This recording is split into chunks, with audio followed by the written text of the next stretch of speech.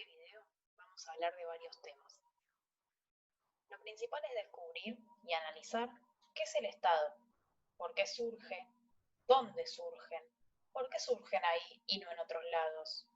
¿Surgen todos juntos? ¿Surgen de a poco? ¿Cuál es la relación del surgimiento del Estado con la relación de los cursos de agua? ¿Qué es un río, una cuenca hidrográfica? ¿Cómo se relaciona todo lo que estoy diciendo con el clima? ¿Qué es el clima? ¿Cuáles son sus elementos? ¿Vemos las zonas climáticas en el mundo?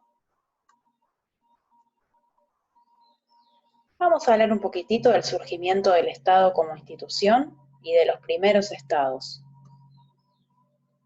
¿Qué es el Estado?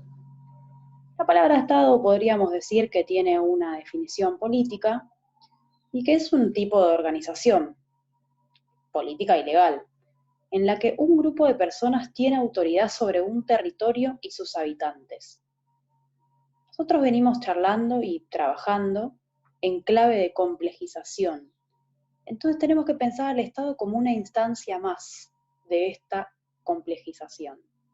Veníamos de sociedades igualitarias, estas sociedades igualitarias luego se organizaron en jefaturas, y estas jefaturas derivaron en organizaciones estatales, en muchos casos, no en todos.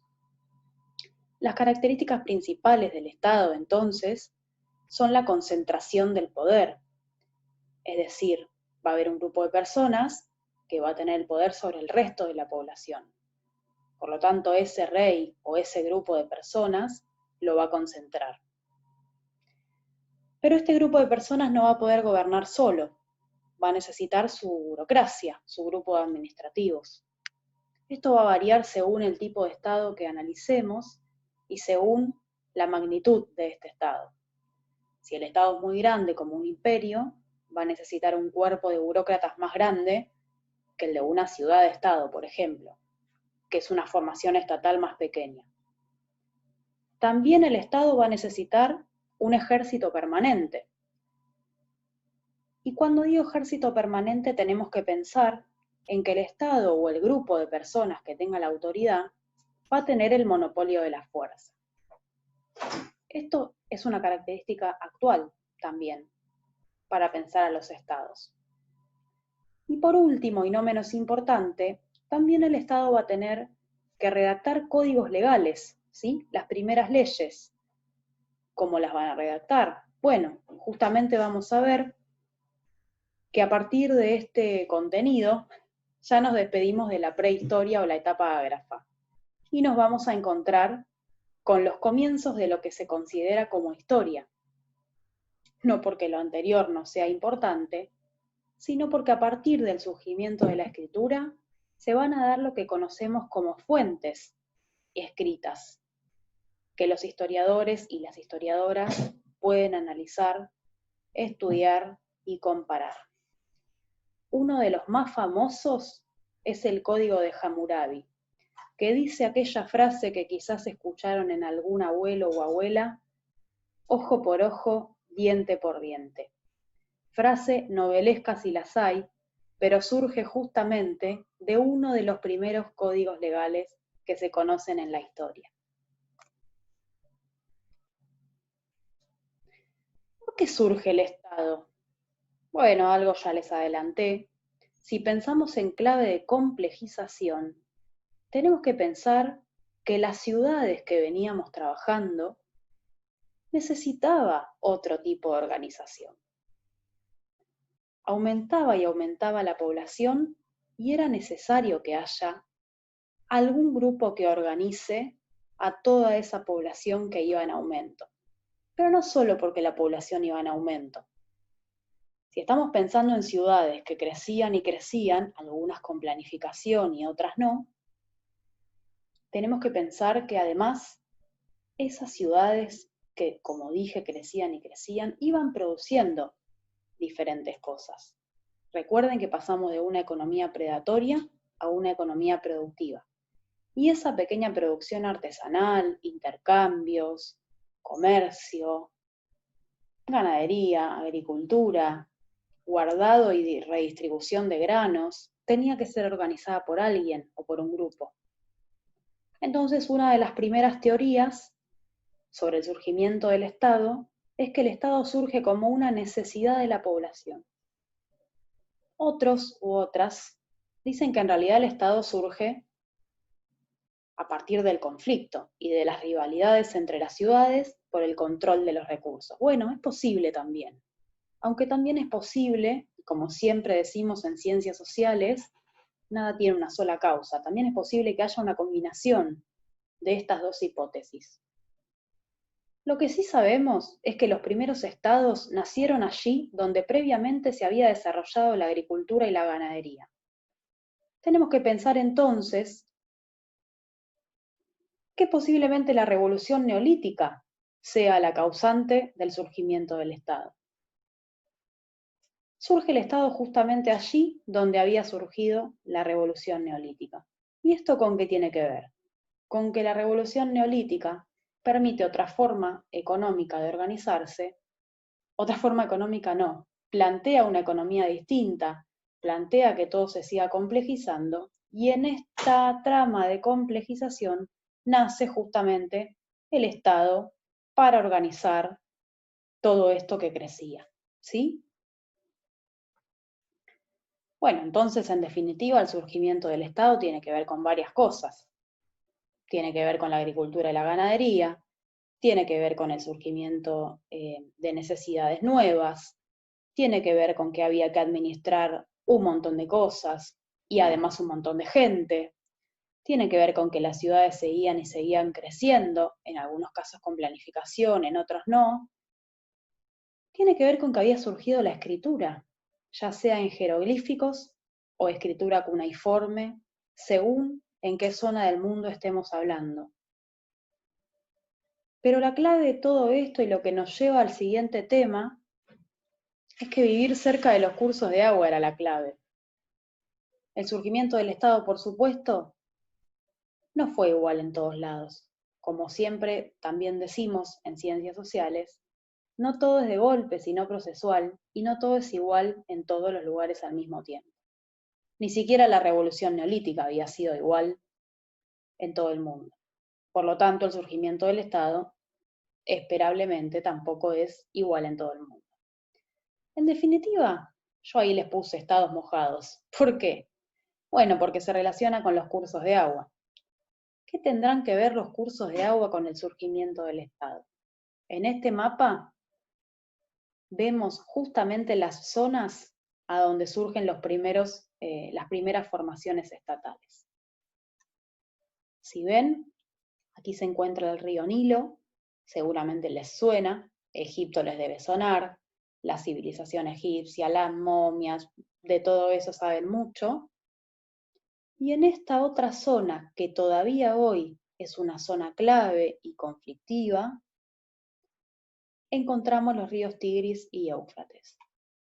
Esto se llama Mesopotamia. Mesopotamia quiere decir región entre ríos, pero no me voy a adelantar porque esto lo vamos a ver más adelante. Y esto, como dije, se llama Egipto. A su vez, por sus características geográficas, y digo solamente esto para no adelantarme más, toda esta zona se llama media luna fértil. Y cuando digo media luna, me refiero a ¿sí? Toda esta zona. Bien, además vemos formaciones estatales a lo largo del río Indo y en América, en Mesoamérica y en el mundo andino. Después vamos a analizar algunas de las civilizaciones que fueron surgiendo. Hablando de agua, cuando hablamos de agua tenemos que pensar en la hidrósfera. Si nosotros observamos el planeta Tierra y analizamos sus características, vemos que tiene varias capas. La hidrósfera es la capa de la Tierra donde se encuentra el agua, ¿sí? Si nosotros observamos un globo terráqueo, qué antiguo, ¿no? Un globo terráqueo. Bueno, una fotito de la Tierra, vemos que la Tierra está en su mayoría cubierta por agua. Y cuando digo en su mayoría cubierta por agua, quiero decir que cuando vemos una representación gráfica de la Tierra, vemos casi todo azul, ¿sí? y los continentes dibujaditos con verde, con marrón, según el relieve de cada lugar. En nuestro planeta, somos unos privilegiados, encontramos el agua en sus tres estados: sólido, líquido y gaseoso. Pero las aguas dulces representan menos del 3% del agua del planeta. Y esto es un gran problema, y ustedes ya habrán trabajado seguramente en ciencias naturales y en otros años sobre la importancia del agua, de su cuidado.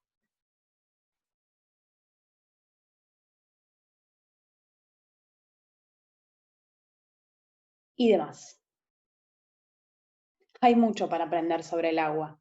No nos vamos a detener tanto en el agua.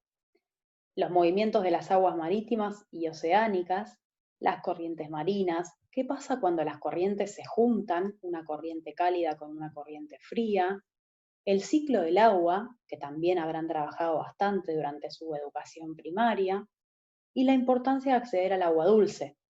Decíamos recién que menos del 3% del agua es dulce en nuestro planeta, y el proceso de desalinización de los océanos es muy, muy, muy caro.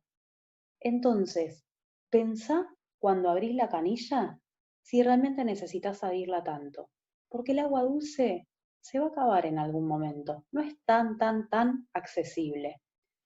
En esta presentación nos vamos a focalizar en las aguas dulces continentales y en particular, sí, en los ríos, justamente para entender qué papel van a jugar los ríos en estas formaciones estatales. ¿Qué es un río? Es un curso de agua. Este curso de agua fluye por su cauce o lecho. Sus márgenes u orillas son los límites. En la fotito que está detrás se puede observar. Los ríos se desplazan desde su naciente hacia su desembocadura. La naciente puede ser con pendiente si es río de deshielo y surge de una montaña, y según cuál sea su naciente, va a tener más o menos fuerza.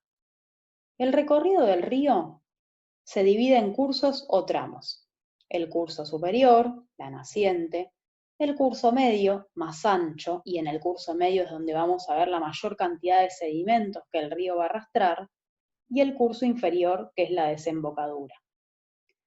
El aprovechamiento del río depende de su caudal, es decir, de la cantidad de agua que transportan. ¿Y con qué tiene que ver la cantidad de agua que transporta? Como dije recién, si es un río de montaña y va a venir con bastante fuerza, va a depender del caudal y de la cantidad de agua y sedimentos que pueda transportar en ese camino.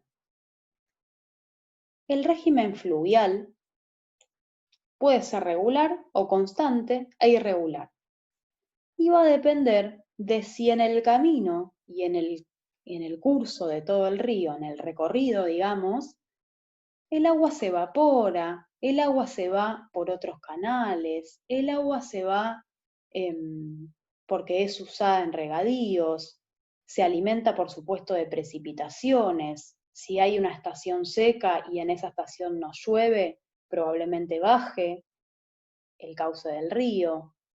Puede haber inundaciones porque haya demasiadas precipitaciones, también según la estación.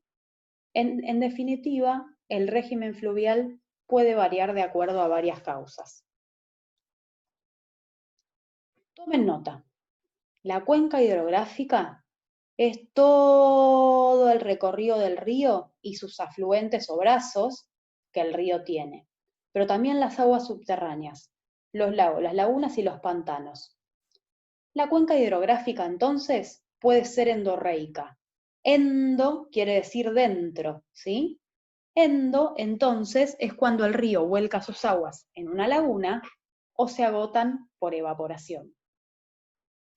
Y exorreica va a ser la cuenca cuando el agua desemboca en el mar.